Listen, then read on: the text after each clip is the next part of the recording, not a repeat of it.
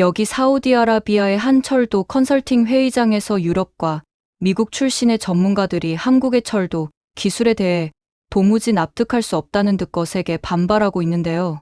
사막 한가운데에서, 그것도 극한의 환경 속에서 한국이 유럽과 미국보다 앞선 기술을 적용한다는 사실에 다들 충격을 받고 언성을 높이고 있다고 합니다. 하지만 조용히 듣고만 있던 한 사람이 입을 열었던 그 순간, 그가 내뱉은 몇 마디는 단숨에 회의장의 분위기를 뒤집어 놓았다고 하는데요. 여기 반박하려던 전문가들은 결국 아무 말도 하지 못한 채 자리로 돌아갈 수밖에 없었다고 합니다. 도대체 무슨 일이 있었던 걸까요? 그럼 오늘의 사연 같이 들어보겠습니다. 하얀 사막의 한가운데 파이살은 한 손으로 이마를 가리며 수평선을 바라보았습니다. 리야드의 뜨거운 햇볕이 그의 얼굴을 내리쬐는 가운데 머릿속에는 끊임없는 생각들이 맴돌고 있었죠. 사우디아라비아 왕실의 고위 기술 고문으로서 그는 국가의 미래를 좌우할 대규모 인프라 개발을 책임지고 있었어요. 특히 리야드 메트로 프로젝트는 사우디의 희망이자 미래였습니다. 뉴욕, 런던, 파리 등에서 운영 중인 열차 시스템들을 직접 보았습니다. 여러 해 동안의 경험을 통해 저는 미국과 유럽의 기업들이 세계 최고 수준의 열차와 철도망을 만들고 있다고 믿었어요. 그들의 기술력과 정밀함은 다른 어떤 나라도 따라올 수 없다고 생각했죠. 사우디아라비아 왕실의 고위 기술 고문인 파이살로서 저는 우리나라의 인프라 개발이 세계 최고 수준의 기술로 이루어져야 한다고 확신했습니다. 어느 날 아주 중요한 소식을 받았어요. 사우디아라비아 왕국이 리야드 수도에 지금까지 만들어진 것 중 가장 큰 도시 열차 시스템을 건설하고 있었다는 거예요. 이 프로젝트는 평범한 것이 아니었습니다. 낮에는 뜨거운 사막의 기온이 50도까지 올라가고 모래 폭풍이 자주 불어와요. 밤에는 기온이 아주 낮아지는 등 열차 시스템 건설이 매우 어려운 조건이었죠. 저는 이 도전에 대해 신나했어요. 짐을 싸고 바로 사우디아라비아로 날아갔습니다. 비행기 안에서 저는 모든 프로젝트 관련 서류를 읽었어요. 리야드 메트로는 도심을 가로지르는 6개의 노선으로 구성될 예정이었고 전 세계 여러 회사들이 각기 다른 구간을 건설하고 있었죠. 그러던 중 놀라운 사실을 발견했습니다. 프로젝트의 절반을 한국 팀이 담당하게 되었다는 내용이었어요. 처음에는 제 눈을 의심했죠. 한국이라니? 철도 건설의 역사에서 한국은 거의 언급된 적이 없었습니다. 독일, 프랑스, 영국, 미국. 이 나라들만이 진정한 철도 강국이라고 알고 있었어요. 한국은 철강과 자동차 등으로는 유명했지만 철도 시스템에서는 어떤 실적이 있는지 알 수 없었습니다. 공항에 도착한 후 호텔로 가는 길에 저는 창밖으로 리야드의 변화하는 모습을 지켜보았어요. 과거의 낡은 건물들이 사라지고 현대적인 고층 빌딩들이 하늘을 향해 솟아 있었죠. 왕국은 빠르게 변화하고 있었습니다. 하지만 그 변화의 중심에 한국이 있다는 사실이 저를 불편하게 만들었어요. 다음 날 아침, 저는 유럽과 미국에서 온 컨설턴트들과 회의를 가졌습니다. 그들의 얼굴에도 한국팀에 대한 의구심이 역력했어요. 그들이 과연 이런 극한 환경에서 성공할 수 있을까요? 미국인 엔지니어가 물었죠. 저는 고개를 끄덕였습니다. 저도 같은 의문을 갖고 있어요. 하지만 결정은 이미 내려졌고 우리는 그들의 성과를 지켜볼 수밖에 없습니다. 회의를 마친 후 저는 프로젝트 현장 점검 일정을 확인했어요. 내일은 미국과 유럽팀이 담당하는 구간을 먼저 방문하고 그 다음날 한국팀의 구간을 방문할 예정이었습니다. 저는 한국팀이 분명히 어려움을 겪고 있을 것이라고 예상했어요. 사막의 환경은 매우 가혹했고 그들에게는 이런 환경에서의 경험이 부족했을 테니까요. 그날 밤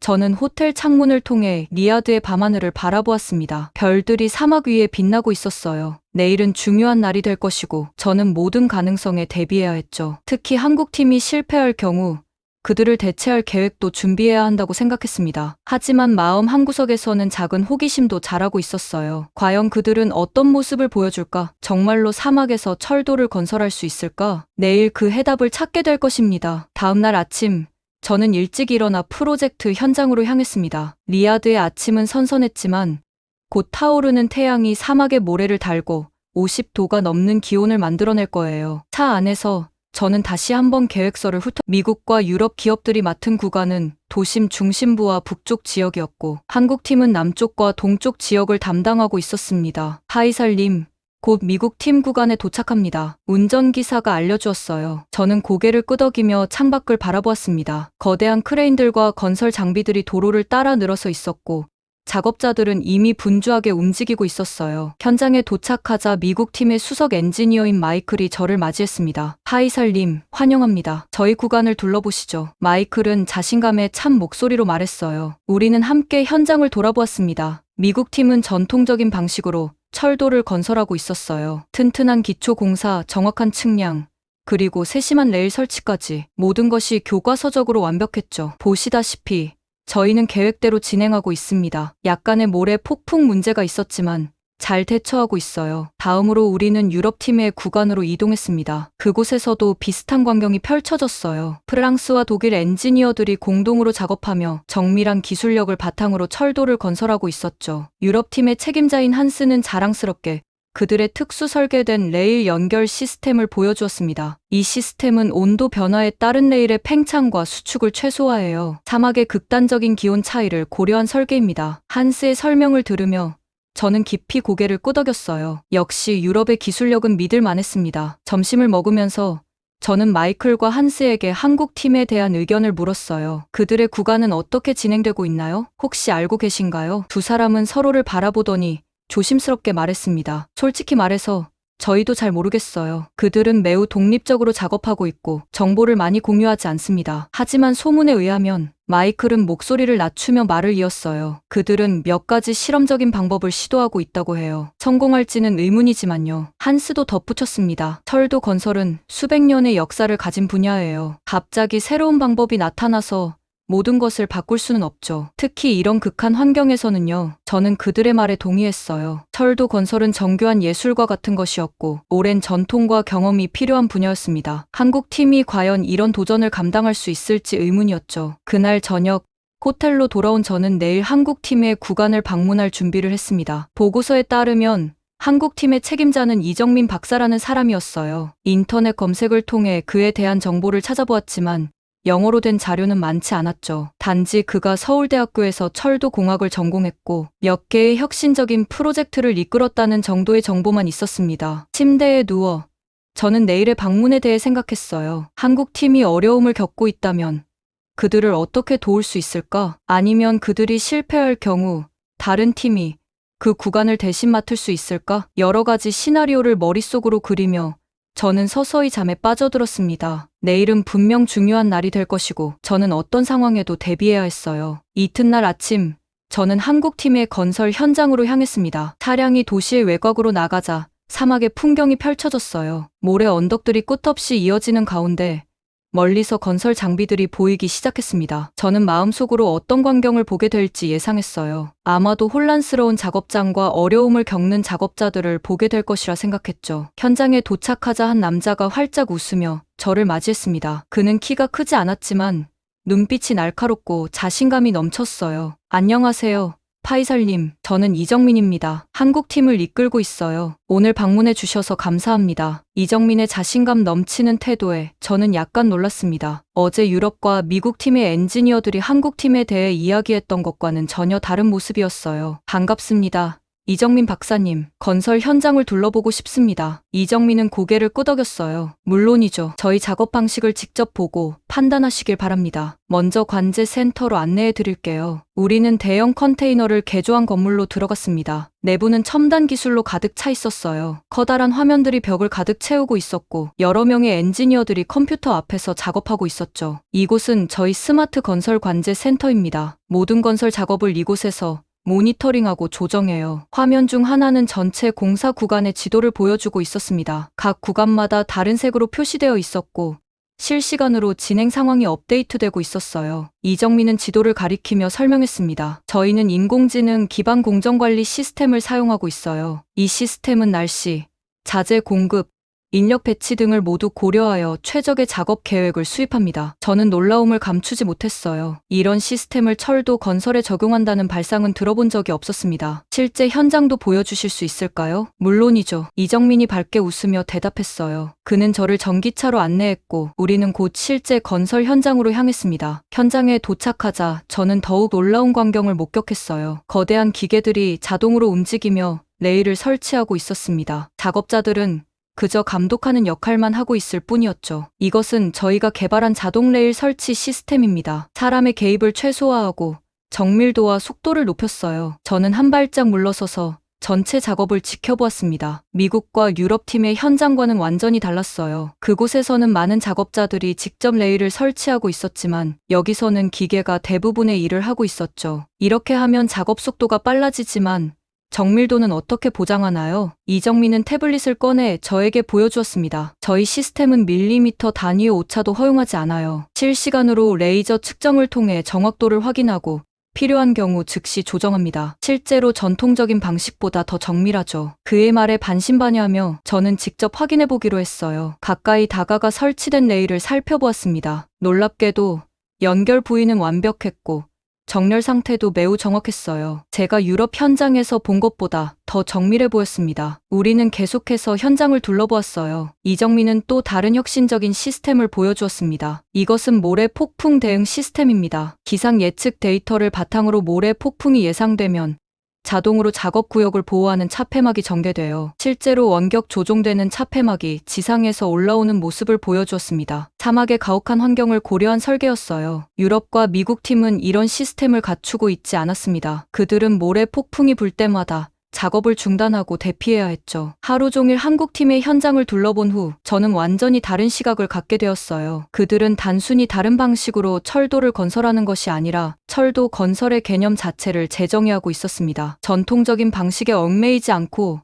현대 기술을 적극적으로 활용하여 효율성과 정밀도를 높이고 있었어요. 호텔로 돌아가는 길에 저는 깊은 생각에 잠겼습니다. 제가 가지고 있던 한국팀에 대한 선입견이 완전히 무너졌어요. 그들은 문제를 일으키는 것이 아니라 오히려 혁신적인 해결책을 제시하고 있었습니다. 하지만 그들의 방식이 장기적으로 지속 가능할지, 그리고 전통적인 철도 건설 방식을 정말로 대체할 수 있을지는 여전히 의문이었어요. 그날 밤, 저는 보고서를 작성하며 한국팀에 대한 첫인상을 기록했습니다. 그들의 접근 방식은 혁신적이고 효율적이지만 아직은 검증이 필요하다고 적었어요. 앞으로 몇 주 동안 그들의 작업을 더 자세히 관찰하고 정말로 그들의 방식이 미래의 표준이 될 수 있을지 판단해야 할 것입니다. 다음 날 아침, 저는 이정민에게 연락하여 한국팀의 작업 방식을 더 자세히 알고 싶다고 말했습니다. 그는 기꺼이 동의했고 저는 그날부터 일주일 동안 한국팀과 함께 시간을 보내게 되었어요. 이 기간 동안 저는 그들의 작업 방식을 깊이 이해하고 그들이 어떻게 사막의 환경에 적응했는지 배울 수 있었습니다. 첫째 날,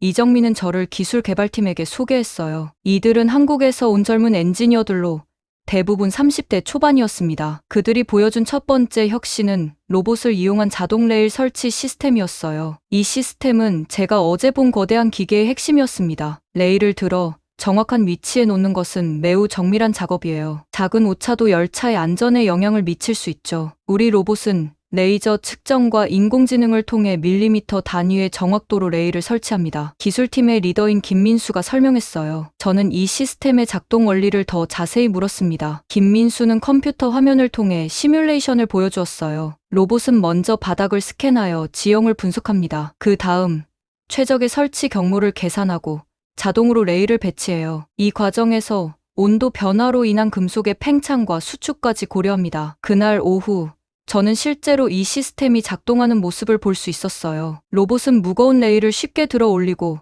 정확하게 위치시켰습니다. 전통적인 방식이라면 여러 명의 작업자가 필요한 일이지만 이 로봇은 혼자서 작업을 완료했어요. 작업 속도는 기존 방식의 2배였고 정확도는 더 높았습니다. 둘째 날, 저는 인공지능 기반 공사 일정 조정 시스템에 대해 배웠어요. 이 시스템은 날씨, 자재 공급, 인력 가용성 등 다양한 변수를 고려하여 최적의 작업 계획을 수립했습니다. 특히 사막의 날씨는 매우 예측하기 어렵지만 이 시스템은 여러 기상 데이터를 분석하여 정확한 예측을 제공했어요. 모래 폭풍이 예상되면 시스템이 자동으로 일정을 조정하고 작업자들에게 알립니다. 또한 자재가 부족할 것으로 예상되면 미리 주문을 생성하고 작업 진행에 차질이 없도록 해요. 시스템 개발자인 박지원이 말했습니다. 저는 실제로 이 시스템이 얼마나 효과적인지 궁금했어요. 지난 3개월 동안의 데이터를 보여드릴게요. 박지원은 그래프를 보여주었습니다. 시스템 도입 후 날씨로 인한 작업 중단 시간이 70% 감소했고 자재 부족으로 인한 지연은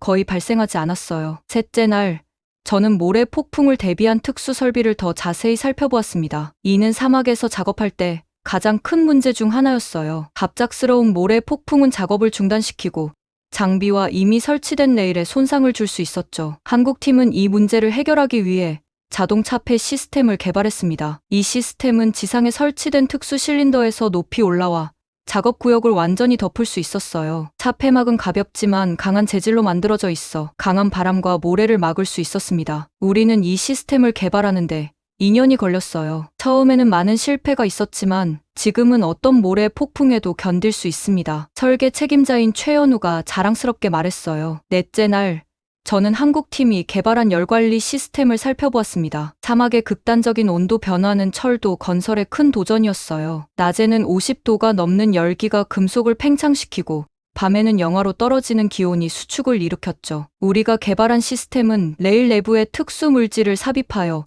온도 변화에 따른 팽창과 수축을 최소화합니다. 또한 실시간으로 레일의 상태를 모니터링하고 필요한 경우 자동으로 조정해요. 열 관리 전문가인 정수진이 설명했습니다. 다섯째 날, 저는 한국팀의 환경 적응 기술에 대해 배웠어요. 그들은 사막의 모래를 활용하여 건설 재료로 사용하는 방법을 개발했습니다. 특수 처리를 통해 모래를 단단한 블록으로 만들어 기초 공사에 사용했어요. 이는 재료 운송 비용을 크게 절감하고 환경에 미치는 영향도 최소화했습니다. 일주일 동안 한국팀과 함께 보낸 시간은 저에게 큰 충격이었어요. 그들은 단순히 철도를 건설하는 것이 아니라 철도 건설의 미래를 만들어가고 있었습니다. 기존의 방식에 얽매이지 않고 문제를 새로운 시각으로 바라보며 혁신적인 해결책을 찾아냈어요. 호텔로 돌아와 저는 제 생각을 정리했습니다. 한국팀의 접근 방식은 분명 효율적이고 혁신적이었어요. 하지만 그것이 전통적인 철도, 건설 방식을 완전히 대체할 수 있을지는 여전히 의문이었습니다. 그리고 그들의 기술이 사우디아라비아를 넘어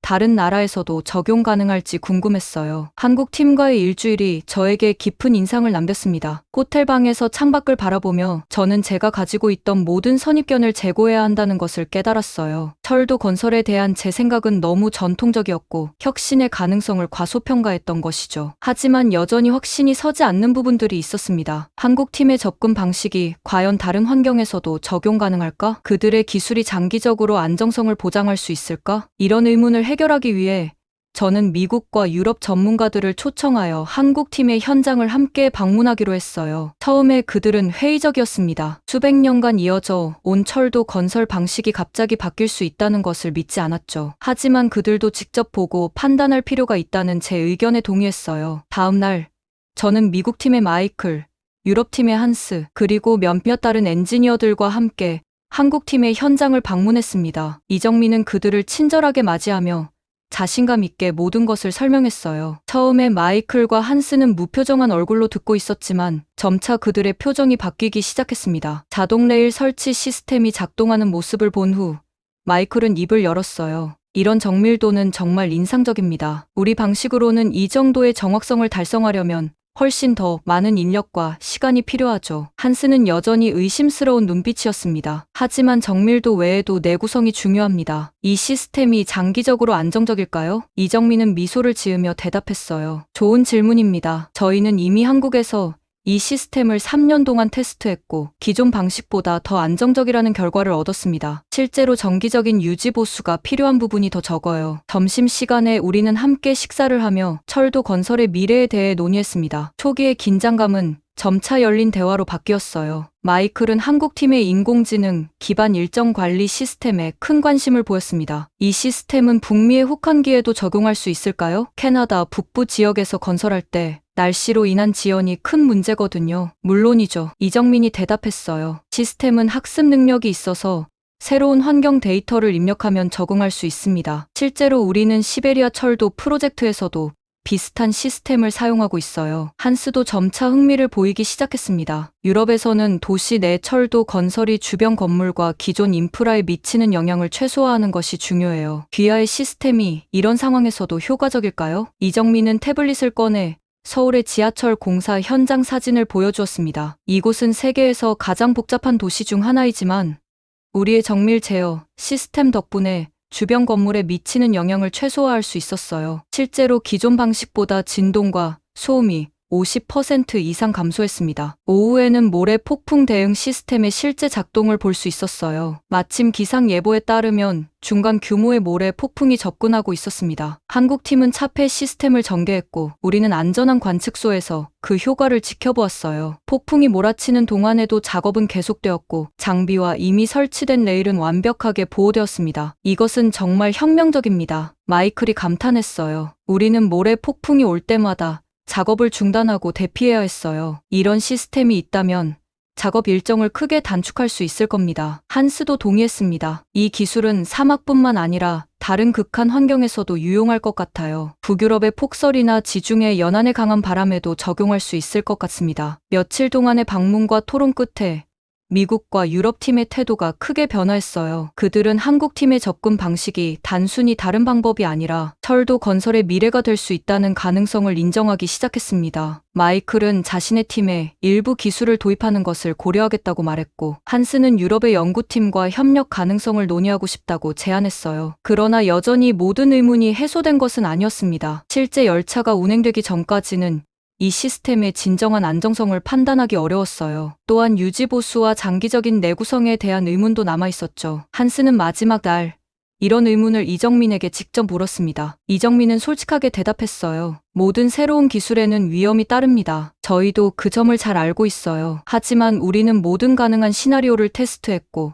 안전을 최우선으로 생각합니다. 또한 유지보수를 위한 자동 진단 시스템도 개발 중이에요. 열차가 운행되면서 레일의 상태를 실시간으로 모니터링하고 필요한 경우 자동으로 알려줄 거예요. 저는 이 모든 논의를 지켜보며 제 생각도 크게 변화하고 있음을 느꼈습니다. 처음에는 한국팀의 혁신적인 접근 방식에 회의적이었지만 이제는 그들의 방식이 정말로 철도, 건설의 새로운 표준이 될 수 있다고 생각하기 시작했어요. 하지만 여전히 한 가지 큰 시험이 남아 있었습니다. 사우디 왕이 직접 프로젝트를 점검하러 온다는 소식이 전해진 것이죠. 이 소식은 모든 팀에게 큰 부담이 되었어요. 특히 한국 팀에게는 더욱 그랬습니다. 그들의 혁신적인 방식이 왕의 기대에 부응할 수 있을지, 그리고 왕이 승인을 받을 수 있을지가 프로젝트의 미래를 결정할 것이기 때문이었죠. 저도 한국 팀의 접근 방식을 지지하기 시작했지만 왕 앞에서 그들이 성공할 수 있을지에 대한 불안감이 남아 있었습니다. 사우디 왕의 방문 소식은 프로젝트 전체에 긴장감을 불러일으켰습니다. 모든 팀이 최선을 다해 준비했지만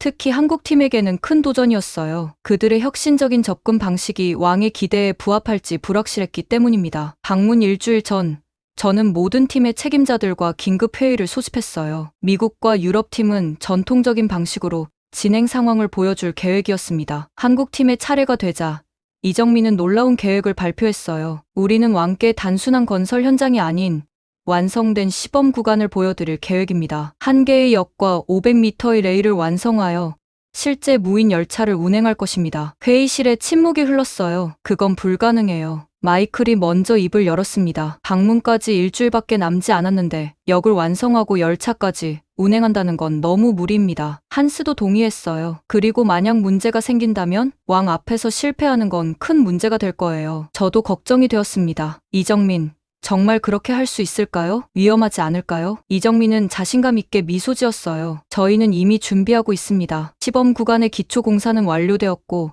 레일 설치와 역사 건설은 3일 안에 끝날 예정이에요. 다음 며칠 동안 저는 한국팀의 시범 구간 건설을 지켜보았습니다. 자동화된 장비들이 놀라운 속도로 레일을 설치했고 역사 건설팀은 모듈식 공법을 사용해 빠르게 구조물을 완성해갔어요. 이정민의 예상대로 3일 만에 기본적인 건설은 완료되었습니다. 하지만 문제가 없었던 것은 아니에요. 넷째 날, 갑작스러운 모래 폭풍이 몰아쳤고 일부 장비가 손상되었습니다. 또한 열차 제어 시스템에서 소프트웨어 오류가 발견되었어요. 저는 이 모든 상황을 지켜보며 점점 더 불안해졌습니다. 다섯째 날, 저는 다시 현장을 방문했어요. 놀랍게도 역사는 거의 완성되어 있었고 레일 위에는 작은 무인 열차가 대기하고 있었습니다. 이정민은 피곤해 보였지만 여전히 자신감이 넘쳤어요. 다음 날 아침, 최종 테스트가 진행되었습니다. 저는 미국과 유럽팀의 책임자들과 함께 지켜보았어요. 무인 열차가 천천히 움직이기 시작했고 500m의 레일을 따라 부드럽게 이동했습니다. 모든 시스템이 정상적으로 작동했어요. 테스트가 성공적으로 끝나자 이정민은 안도의 한숨을 내쉬었습니다. 준비가 끝났어요. 내일 왕께서 방문하시면 저희의 기술력을 충분히 보여드릴 수 있을 것입니다. 그날 저녁 저는 모든 팀의 책임자들과 함께 저녁 식사를 했어요. 식사가 끝난 후 이정민이 저에게 다가왔습니다. 하이살님, 처음에는 저희를 의심하셨죠? 이제는 어떻게 생각하시나요? 저는 솔직하게 대답했어요. 맞아요. 처음에는 의심했습니다. 하지만 지금은 당신들이 단순한 기술자가 아니라 문제 해결 전문가라는 것을 알게 되었어요. 호텔로 돌아오는 길에 저는 내일의 방문에 대해 생각했습니다. 한국팀의 혁신적인 접근 방식이 사우디아라비아의 미래를 위한 새로운 가능성을 열어줄 수 있을까요? 모든 것이 내일 결정될 것입니다. 왕의 방문 당일 아침부터 모든 현장은 분주했습니다. 보안 요원들이 구역을 확인하고 각 팀은 마지막 준비를 점검했어요. 저는 일찍 도착하여 모든 것이 순조롭게 진행되고 있는지 확인했습니다. 한국팀의 시범 구간은 완벽하게 준비되어 있었어요. 작은 역사는 깔끔하게 정리되었고 무인 열차는 레일 위에서 출발 신호를 기다리고 있었습니다. 정오가 되자 왕의 행렬이 도착했어요. 모든 사람들이 긴장한 표정으로 왕을 맞이했습니다. 먼저 미국과 유럽팀의 구간을 둘러본 왕은 전통적인 방식의 철도, 건설에 만족해하는 듯했어요. 엔지니어들이 진행 상황과 기술적 특징을 설명하는 동안 왕은 고개를 끄덕이며 경청했습니다. 드디어 한국팀의 차례가 왔어요. 이정민은 침착하게 왕을 맞이하고 시범 구간으로 안내했습니다. 폐하, 저희는 단순히 건설 현장을 보여드리는 것이 아니라 완성된 시스템을 체험하실 수 있도록 준비했습니다. 왕의 눈썹이 살짝 올라갔어요. 이정민은 계속해서 설명했습니다. 이 무인 열차는 인공지능으로 제어되며 극한의 환경에서도 안정적으로 운행됩니다. 직접 탑승하여 체험해 보시겠습니까? 잠시 망설이던 왕은 호기심에 열차에 탑승했어요. 저와 몇몇 수행원들도 함께 탔습니다. 열차 내부는 미래지향적인 디자인으로 꾸며져 있었고 창문에는 투명 디스플레이가 설치되어 있었어요. 이정민이 시작 버튼을 누르자 열차는 부드럽게 움직이기 시작했습니다. 이 열차는 외부 온도가 50도를 넘어도 안정적으로 운행됩니다. 또한 모래 폭풍이 발생할 경우 자동으로 안전 모드로 전환되어 승객을 보호합니다. 이정민이 설명하는 동안 창문의 디스플레이에는 열차의 상태와 기술 정보가 표시되었어요. 왕은 감탄하며 질문했습니다. 이런 기술이 실제 도시 규모에서도 적용 가능한가? 물론입니다, 폐하. 이정민이 자신있게 대답했어요. 이미 서울에서는 유사한 시스템이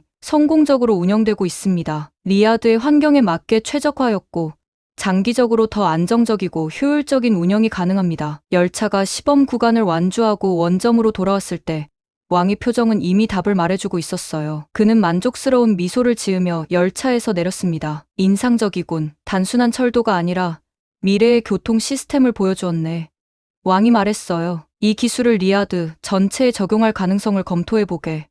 이 순간 모든 것이 변했습니다. 미국과 유럽팀의 엔지니어들도 한국팀의 성과에 감탄했고 그들의 기술을 배우려는 자세로 변화했어요. 한국팀의 얼굴에는 자부심이 가득했습니다. 저는 처음에 가졌던 의심이 완전히 사라졌음을 느꼈어요. 한국의 기술은 단순한 대체 기술이 아니라 미래 철도의 새로운 표준이 될 것이라는 확신이 들었습니다. 왕의 방문 이후 리야드 메트로 프로젝트는 새로운 방향으로 나아갔습니다. 저는 공식 보고서를 작성하여 한국팀의 기술과 방식을 프로젝트 전체에 적용할 것을 권고했어요. 데이터는 명확했습니다. 한국팀의 구간은 다른 구간보다 30% 빠르게 완공되었고 예산도 20% 절감되었습니다. 혁신적인 접근이 얼마나 효과적인지 이제 모두가 인정하게 되었습니다. 저는 최종 보고서에 이렇게 적었어요. 한국팀의 방식은 단순히 효율성 측면뿐만 아니라 안전성과 지속 가능성 측면에서도 우수합니다. 미국과 유럽팀은 처음에는 변화를 받아들이기 어려워했지만 점차 한국의 기술을 자신들의 작업에 통합하기 시작했어요. 흥미로운 협력이 이루어졌고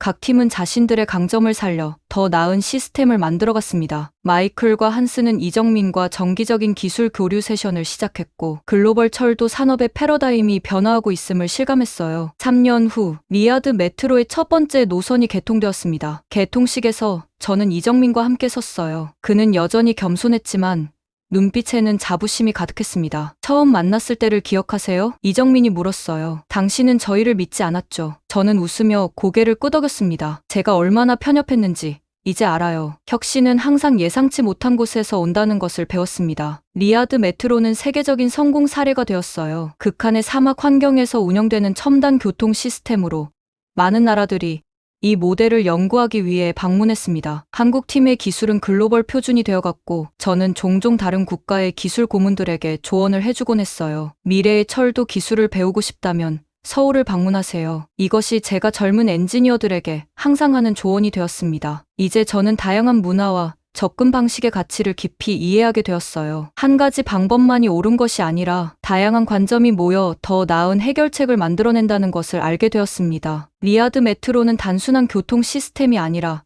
국제 협력과 혁신의 상징이 되었어요. 사막의 모래 위에 세워진 이 메트로는 한국의 기술력과 사우디의 비전이 만나 탄생한 기적이었습니다. 그리고 저는 처음에 의심했던 사람으로서 이 기적의 증인이 되었어요.